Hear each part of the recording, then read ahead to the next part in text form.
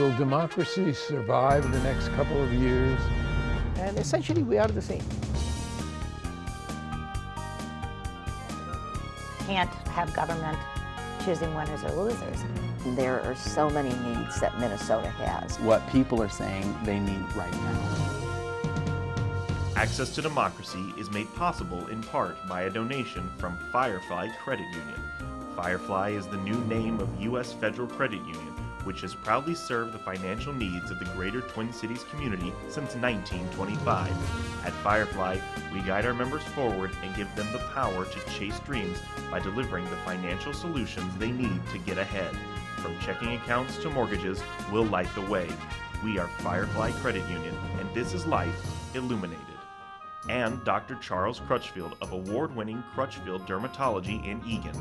Acknowledged as one of the nation's best physicians, a Minnesota native who trained at the Mayo Clinic, Dr. Crutchfield personally treats all patients and states that experience counts and quality matters.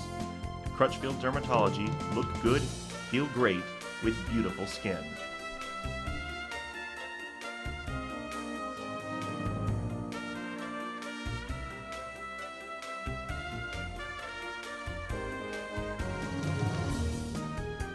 And welcome back to Access to Democracy. Alan Miller with you as host today. We have a return guest. Very interesting story in terms of Bill Raker, who's the president and CEO of what used to be U.S. Federal Credit Union, now very well known throughout the Twin Cities as Firefly Credit Union. Life illuminated. Very good, yes. And Bill, who I had, acknowledged as a very close personal friend, was also our first benefactor here with the credit union.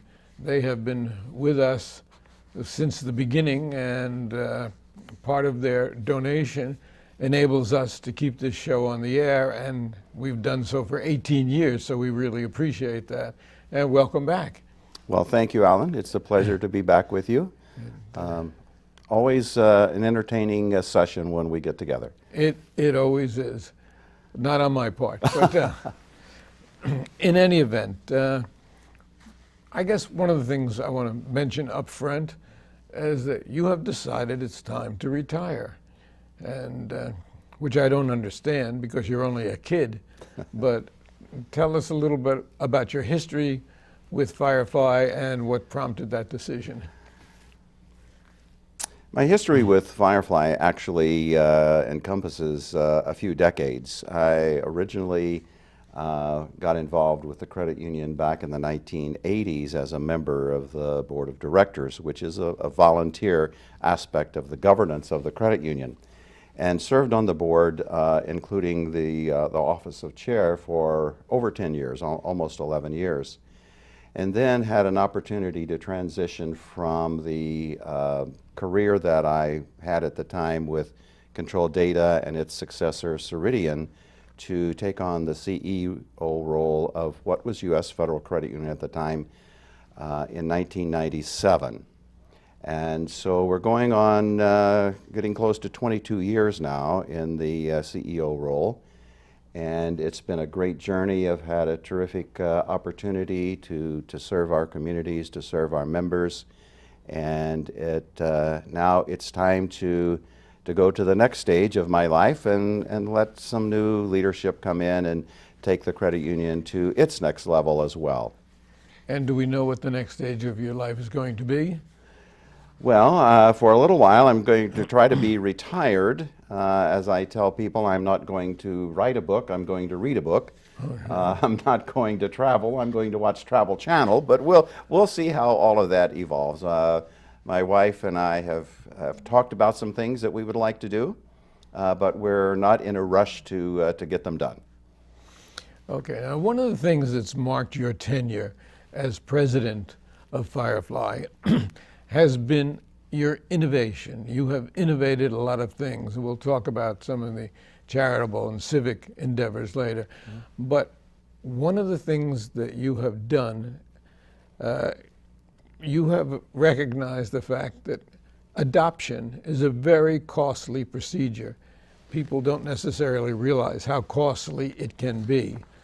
And you are, as far as we know, in terms of banks and credit unions, the first financial institution in the country to come up with adoption loans for families seeking adoption. So how did that germinate, and tell us a little bit about it? Sure.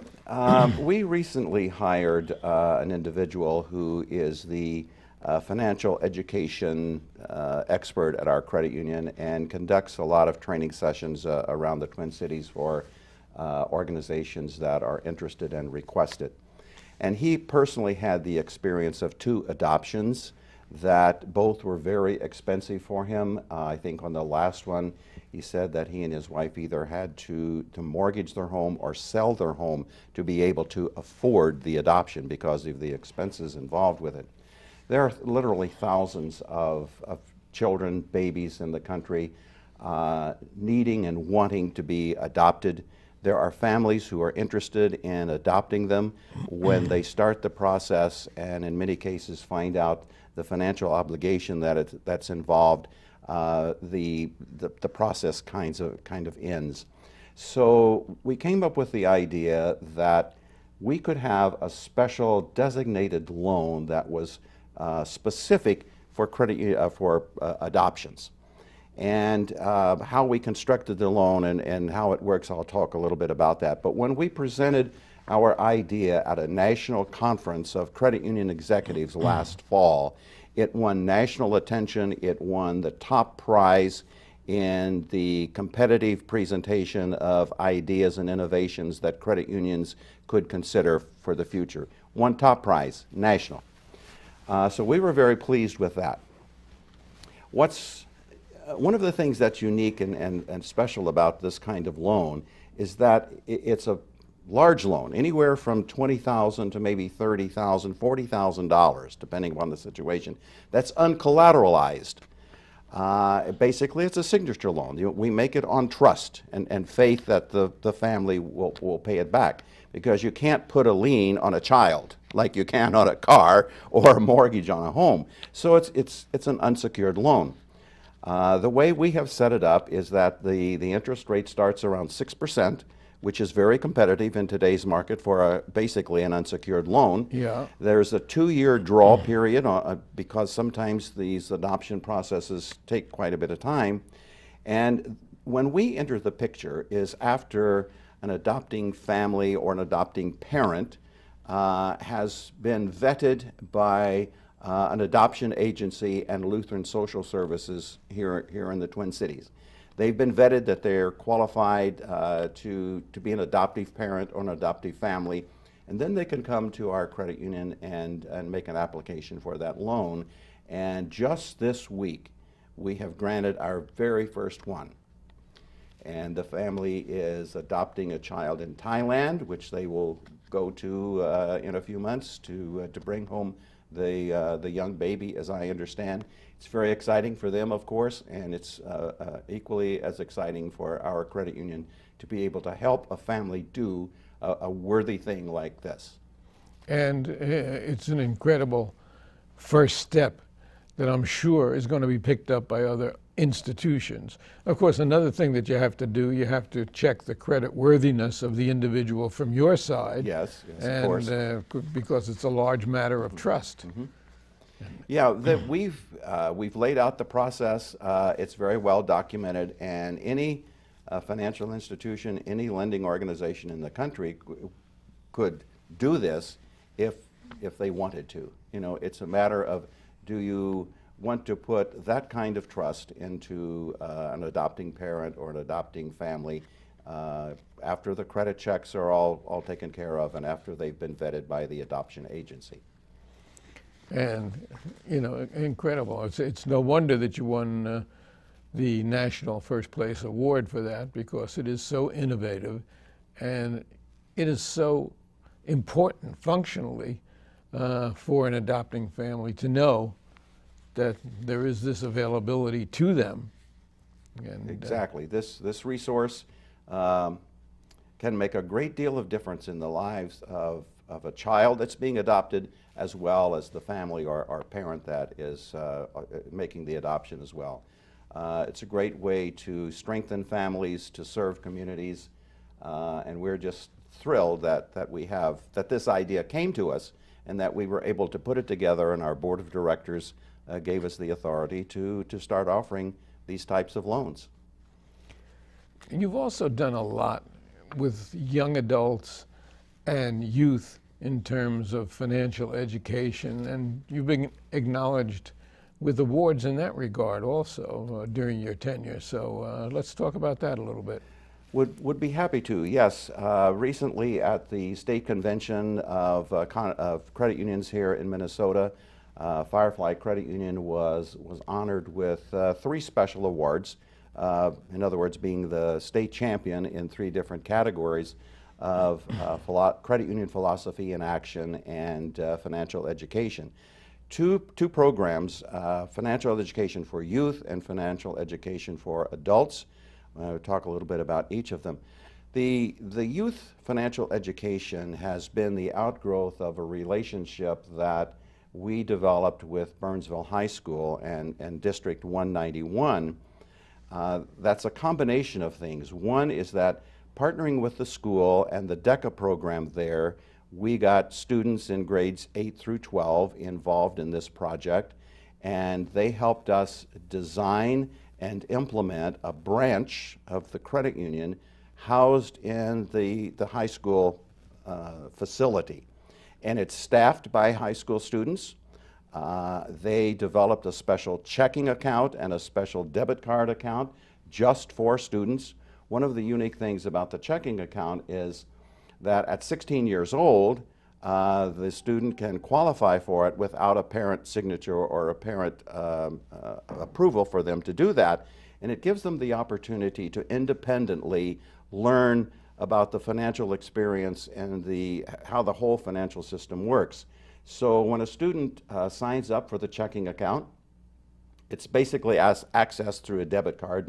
No paper checks. Students had no idea what a paper check was. But it's accessed through the debit card.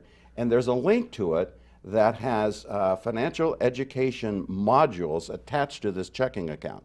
And it has an FAQ kind of system where the student can ask questions about, how does this checking account work? How do I manage it? What is it I need to know? What are the risks involved? That's a unique aspect of that.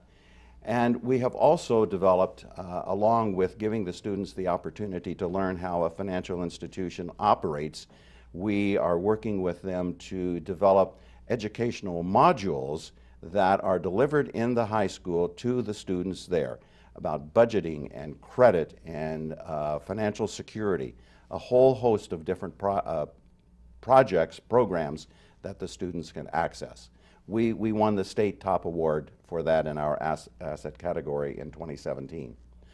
On the adult education, we have a particular program called Learn at Work, and we have about 20 plus modules of financial education related topics that we can deliver and have delivered to any organization, any business that wants us to do this free of charge. Not only is there no charge associated with it, if we are presenting the program early in the day, we'll bring coffee and donuts for free. If we're doing it over lunchtime, we'll provide a sandwich for their lunch. In 2017, we did 20 of those programs, 60 of those programs, and we had 2,338 attendees that came to these sessions that we put on. One of the most unusual ones, because they're not always done 9 to 5 or in a educational setting. The most unusual one that we did in 2017 was with the third shift employees at Mall of America. It started at midnight, so we brought them breakfast. The Q&A session that followed the presentation ran until 2 a.m. So we had our employees from Firefly that put on the program to stay there with these individuals to answer the questions that they had about financial and personal well-being. 38 attendees in the program. We've been doing this for adults for some 15 years at the credit union, and it's just a tremendous opportunity to give back to the communities, to give back to the organizations in our communities and the ones that we serve. Anyone who's interested, by the way, if I can put in a plug here, Absolutely. in taking advantage of these financial education modules and programs that we offer, go to our website.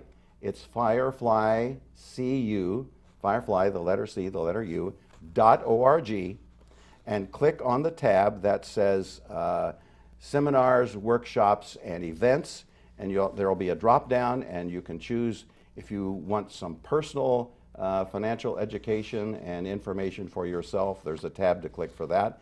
If you want some financial training for your organization, for your business, there's a tab. Click on that. All of the information is there. It's free. We're happy to do it. Just let us know that you would like to take advantage of it. Now, with these programs, the student program, where they actually will deposit money and be able to draw against it and all, is that an interest-bearing account or not? Yes, it is. All of our accounts are interest-bearing. Well, I should modify that just a little bit.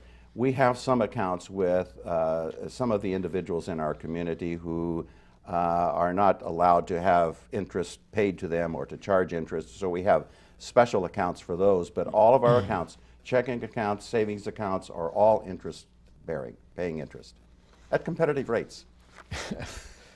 Well, that's good. That's good. Now, a Firefly or a credit union is different than a bank. Yes, We have yes. community banks, we have commercial banks, we have all sorts of banks. We have banks that led us into the recession in 2008. What's the difference between a credit union? And I say that as a leading question because I'm a member of Firefly, and everybody who has an account there is a member, actually a voting member. Correct. Who can vote for the board of directors, et cetera. Well, it's a very good question, Alan, for the program, because there are many people in our community who really don't know the distinction, the difference between a credit union and a bank. First, we should start maybe with the similarities. In terms of the financial services that are available through a credit union, they're very similar to what one would access through a bank. Checking accounts, savings accounts, CDs, mortgages, automobile, vehicle loans, commercial business loans are also available, the full gamut of services that one would expect from a financial institution. The difference between a bank and a credit union fall into a couple of categories. One, a bank typically is owned by the stockholders. It may be a publicly traded financial institution, or it might be privately held by a small group of people, but it's owned by the stockholders who have invested in the bank to get back a return, a payback, a profit from their investment. A credit union, on the other hand, is owned, it's a financial cooperative. It's owned by the members of the organization, as you pointed out. And all of the returns after we pay our operating expenses and those kinds of things are given back to the members as a part of the cooperative. So they are the voting members of the credit union that elect the directors that govern the organization. And that's where another difference comes in. Directors of a credit union are volunteers. They're not paid for the services that they provide. They meet monthly to oversee the governance of the credit union, but they're not paid for their services. Directors of a bank typically receive some kind of remuneration for their time and their participation. Those are the major differences between the two organizations. Because we are cooperative, because we operate very efficiently, we're able to offer very competitive rates on our savings products, very competitive rates on our loan products, very low fees, if any fees at all. And because credit unions are member-owned, when we have a big meltdown financially, as we did in 2008, you didn't see credit unions up there with the big banks that almost took our economy down. And when you have a scandal, like we just had with Wells Fargo, and phony accounts, and a fine being imposed upon them of $1 billion for unethical conduct, you didn't see credit unions suffering from that same really sickness, I guess you would call it, or criminal conduct. That's a good point, and I could elaborate on that just a little bit. The core values and philosophy of credit unions is a little bit different than that of for-profit banks. And so, as we mentioned earlier, we operate a little bit differently. All deposit accounts, all savings accounts in federally chartered credit unions are insured by the National Credit Union Share Insurance Fund, which is the equivalent of FDIC, up to the $250,000, the same way. So the funds are all protected just like in a bank. We didn't make, credit unions did not make the kinds of investments and the kinds of loans that many of the banks did that put them on shaky ground. There was no bailout for credit unions. That really wasn't necessary, but some credit unions that needed to be shored up were done through the National Credit Union Administration. We did it all on our own. There wasn't a dime of public money, of government money, of tax money that has ever gone into the support of credit unions.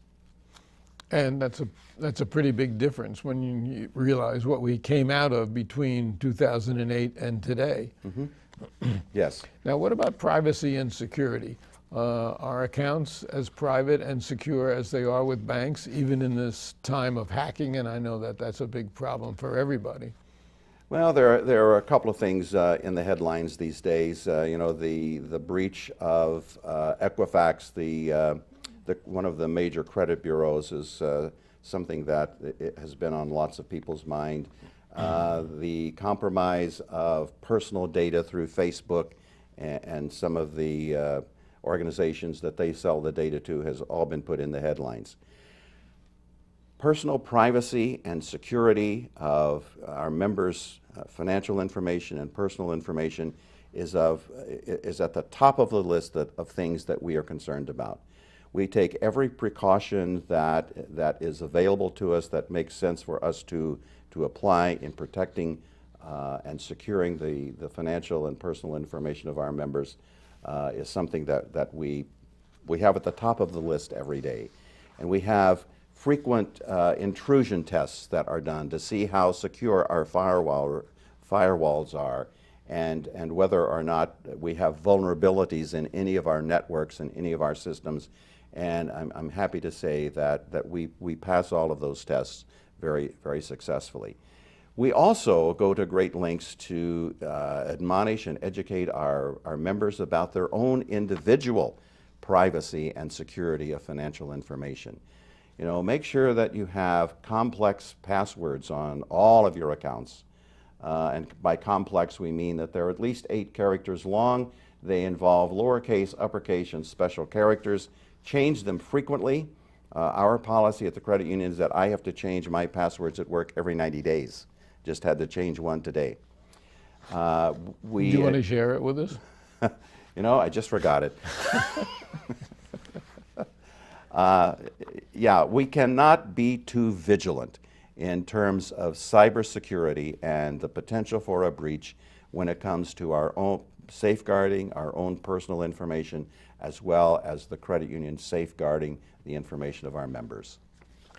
Now, you individually have been the recipient of quite a few awards in the last couple of years, including one which I think probably placed you as the #1 financial officer of a credit union in the country. So let's blow your horn a little bit and tell us a little bit about where Bill Raker has been recognized. Well, I consider myself a fairly modest person, Alan, and I don't always talk about those things, but primarily because when I took this job and stayed in this job, it wasn't about the opportunity for the accolades that might come my way. It was all about service to our members and to our communities, people helping people, and I take a great pride in that, and it's very satisfying. But you know, when you do good things for people, when you do good things for your community, others will notice and you know, give some recognition there. The most recent one was chosen by the Credit Union Executive Society, which is a national association. It's not a trade association. It's an education and professional development organization just for credit union executives, and I was named to their Hall of Fame, which is a very exclusive group of people, and I've been humbled and honored by that as well. And that was in addition to another recognition that I received by my name being placed in a tile on the wall in Credit Union House in Washington, D.C.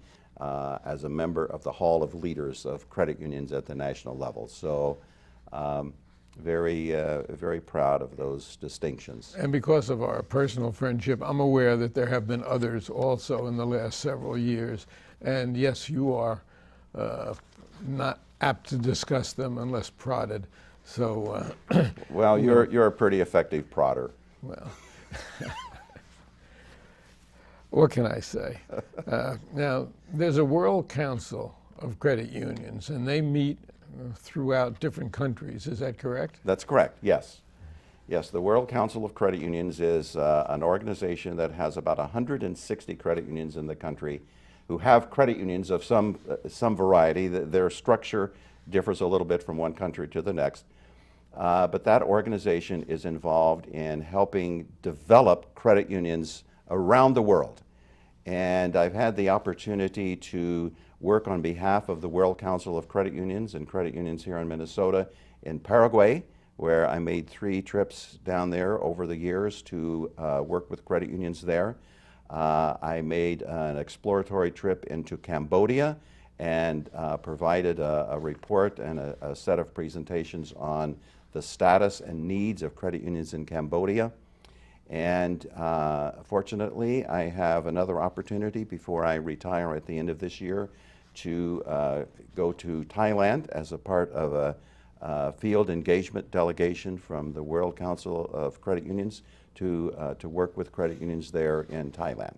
And Thailand is very special, number one, because the first adoption is a couple who are adopting a Thai child. Right. And yes. number two, it happens that your wife is also a Thai. So. Well, it's amazing how all of those that things are kind of related by coincidence, actually. No degrees of separation. No there. degrees of separation No. there. Yeah. That's correct. No. Well, it's been a pleasure, and we, as usual, have learned a lot about credit unions and some of the innovative things that you're doing. And I can't understand how, at such a young age, you are able to retire. I have suits older than you, but Well, I'm not so sure about that. But be that as it may, I thank you so much, Bill Raker of Firefly Credit Union, of sharing with us today, and the best of luck in the future. Alan, thank you very much. Always a pleasure to be with you.